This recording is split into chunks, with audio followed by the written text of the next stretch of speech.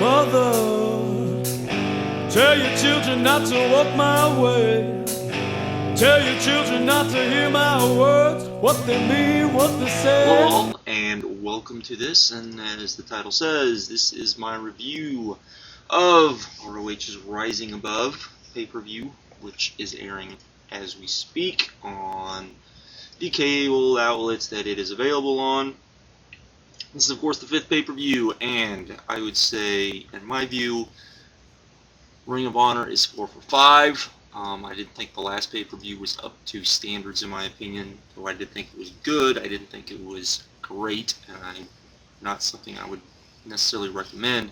This, however, I think they got back on track, and I think a lot of the problems that a lot of people have had with the pay-per-views, we saw some improvement in those areas, which is a very big deal in my opinion, as we're continually seeing them improve on those things that definitely they need to improve on.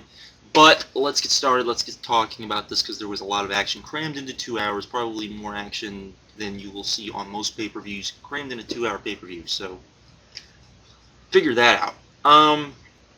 We started the night off with they announced that they were having cameras placed backstage, which came off kind of corny, but I think worked in a way that if this was actually a TV show, I think it would have came off a lot better. But I do think that it came off a little better. The production values on this show were far better than any of the other pay-per-views, and I would say better than almost any of the DVDs I've ever seen outside of the two Japanese shows, which are kind of the high standard for production values for Ring of Honor. So we start off with them, and they did a little interview, and then Adam Pearce and Brent Albright were in the ring.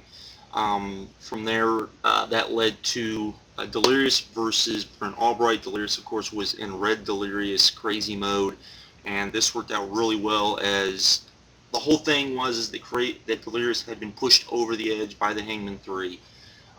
And this was very good, as pretty much what you would expect, Brent Albright being powerhouse, and Delirious being just crazier than we usually see him. And it came off pretty good. I'm, of course, a big Delirious fan, so a match like this I would like a lot.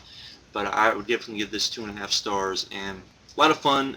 Not a great opener, but a good opener, and it did get the fans kind of into it, which was nice to see. This led directly to, after the match, the Hangman 3 attacked Delirious. Then Kevin Steen, El Generico came out to help Delirious. Then the Age of the Fall came out with the Vulture Squad. From there, that led directly to a 4-way tag team scramble with the Age of the Fall, the Vulture Squad, Steen and Generico, and the Hangman 3 with Shane Hagedorn. This was a crazy spot fest that you would expect, and sort of one of those. This probably should have been the opener. This was what you would consider, I think, a good X Division opener that we usually see from TNA. Lots of fun, lots of craziness, lots of just crazy spot-filled love, I would call it. This is what when you see a spot fest and a spot fest works, it was this type of match. Lots of craziness, worked well.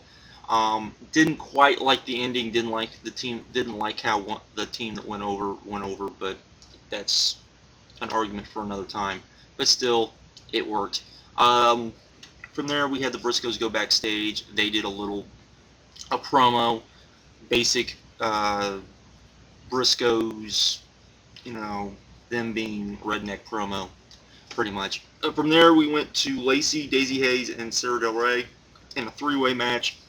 This, in my opinion, was a pretty good women's match. Had a lot of good spots, lots of good action. Didn't go very long, but it didn't really need to. What was there and was good. Everything flowed very nicely. It wasn't one of those women's matches where you were like, this actually, you wanted to see more of it. It didn't go too long. It wasn't too short, and it probably could have gone a little longer, but it wasn't too short. It had a pretty good time for what was there. This was a good 2.5 star match in my opinion, and just a lot of fun. From there, we went to Erick Stevens versus Davey Richards. A good, just hard-hitting, grudge type of match. Another, if you like kind of spots and you like stiff matches, you'll like this match. This of course during this match there was the angle with Daniel Puder, this is where he came out.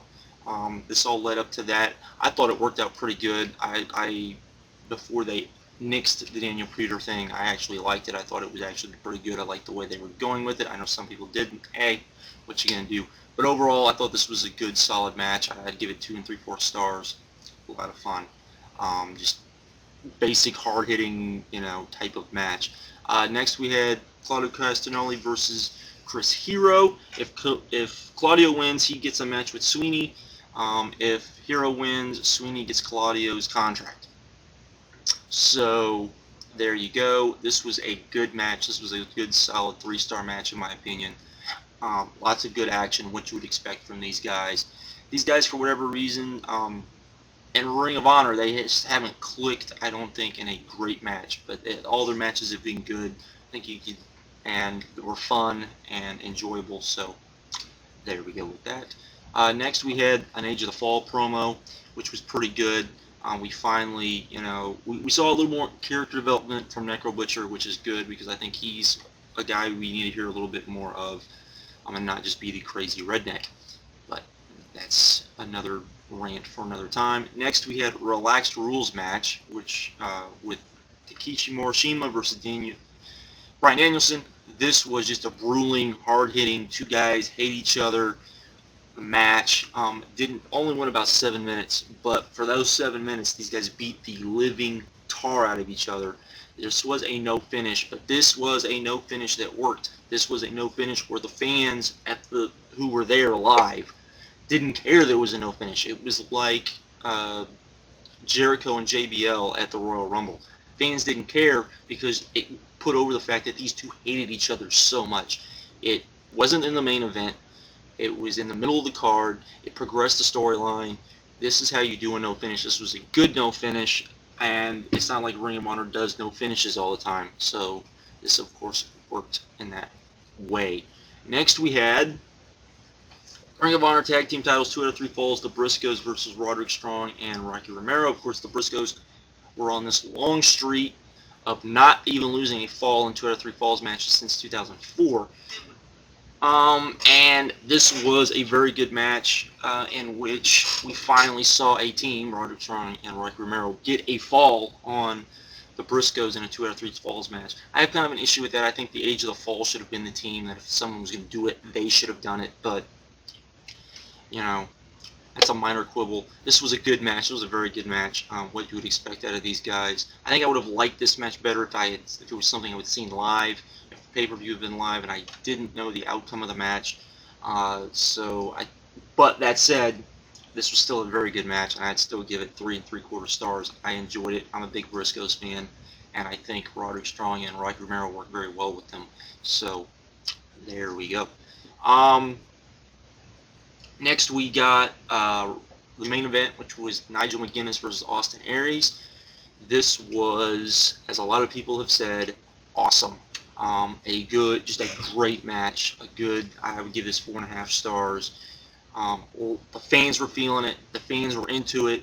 Both guys just went out there and did their stuff, and it was great and fabulous, and I loved it. They gave these guys almost about 25 minutes, I'd say. It was just a great match, which I would say everybody needs to go out and see. A very early match of the year contender, true match of the year contenders. This is a match that literally could still be on people's lists come the end of the year. At the end, we got this big, huge brawl with all the different factions to close out the night. Again, production-wise, I would say this is definitely the best Ring of Honor pay-per-view. Wrestling-wise, probably not so much. I would probably put this behind Driven and Man Up, but still very, very good pay-per-view.